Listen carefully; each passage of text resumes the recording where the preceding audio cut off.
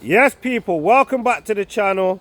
Now, we've only had 2 weeks of Champions League football so far, but we've had some crackers, man. Last night, I tuned into Barcelona versus PSG, and what a game it was, man. Two excellent footballing sides, one excellent game of football, man. And I have to say, I've got to big up PSG, I've got to big up Enrique, because even though both teams played very well, PSG were a cut above, and it was away as well at Barcelona. So listen, mate, after that game, I'd have to favour them as the favourites. But Atleti looked very strong the other night. Real Madrid looked very strong the other night. And there's some other teams that look very strong as well. And I'd even say that Barcelona wouldn't surprise me if they came back and won the whole thing as well, man. Listen, the way the tournament's been set up means that we're getting crackers from the start. So big up whoever made that rule, because for me, this is way better than it was. Way better than the group stages, for me anyway. With that being said though, the same thing that stuck out to me last week stuck out to me this week, which is United players shining in the Champions League elsewhere. Shining at the top level of football. Players that I was told don't have the right attitude or the right skill set to play for Man United. What are we doing here?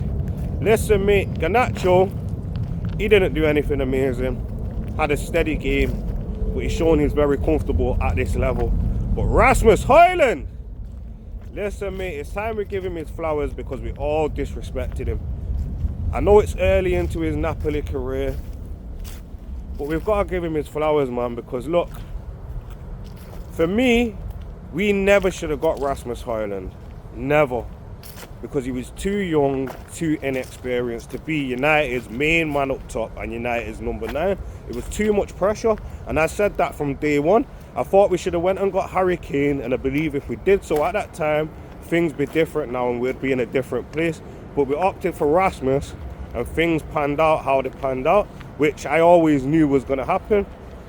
Listen, mate, you can't buy a striker that isn't a proven goal scorer, hasn't proven that they're a prolific goal scorer, and ask them to be United's main man at a time when we're already struggling. It makes no fucking sense, mate. But that was the option that we chose. And even though I feel like that, and I felt like that, I also feel like we let him go at the wrong time. I feel like he was starting to improve. He was starting to understand what Ruben Amorim wanted. He was starting to pick up the right runs. He was starting to get in the right places. And in the pre-season, what I noticed is that he started our presses, and without him, we didn't look the same. I noticed that immediately.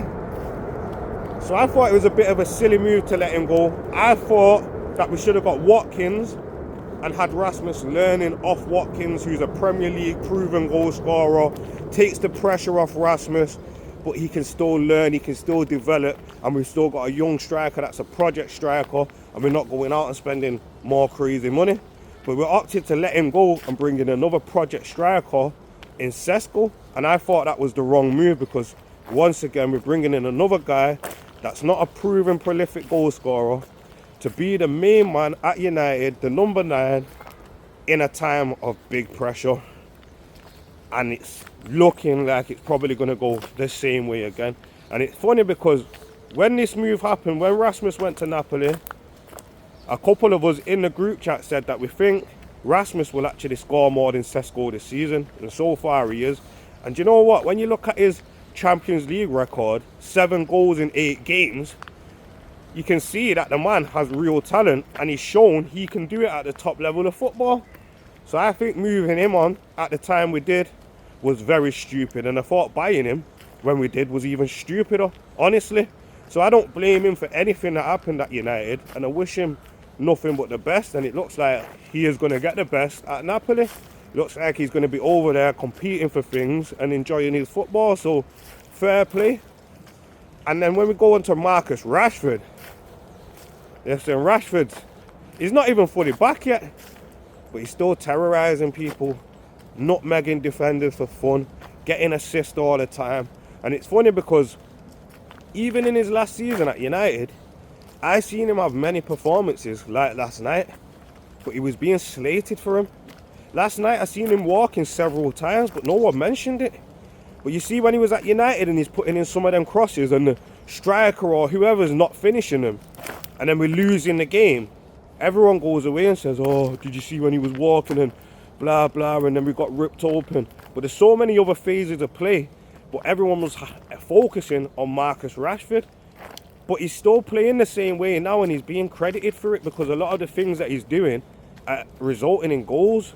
He's got people that can finish these crosses and whatnot. So I think it's funny because I don't even think Marcus Rashford is playing much better than he was for us last season or for Villa last season, honestly. But Marcus Rashford is a top level footballer. And you know, for me, yeah, you know what a lot of people don't talk about? United have been a shit team for a long time. Since Ten Hag took over, we've actually been a shit team. But you know what the difference was? De Gea and Rashford. Rashford had an amazing season when we came third under Ten Hag.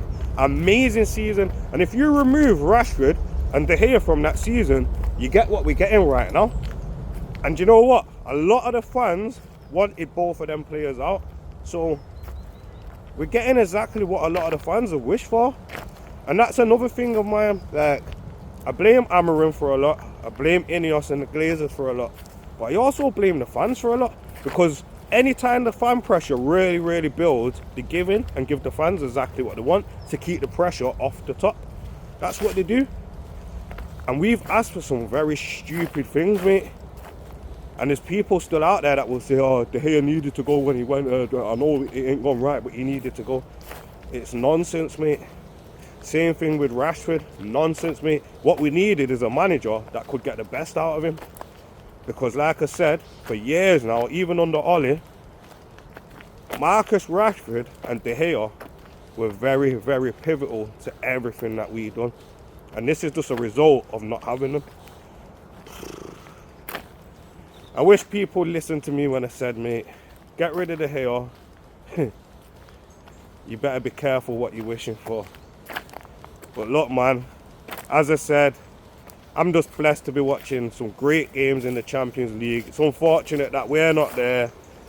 But if we're being realistic, it's going to be a long time till we get back to that.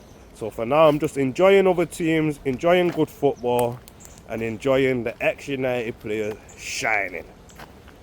What do you guys think? Let me know in your comment section. Like, share, and subscribe.